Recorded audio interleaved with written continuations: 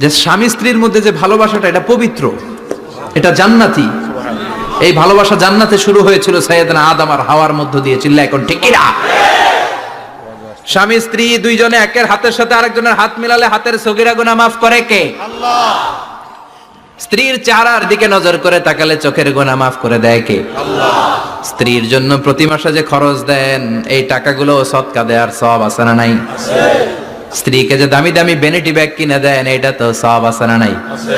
কক্সবাজারে ঘুরতে নিয়ে গেলে সওয়াব আছে না নাই? আছে। ফুল কিনে দিলে সওয়াব আছে না নাই? আছে। বিশ্বনবী এরকম স্ত্রীর সাথে খুনসুটি করতেন, ভালোবাসা করতেন। এটা হালাল, কিন্তু এটা জায়গা মতো না করে ভাবির লগে করলে মায়ের আছে না নাই? আছে। ভালোবাসার গান জায়গা মতো শোনাতে হবে।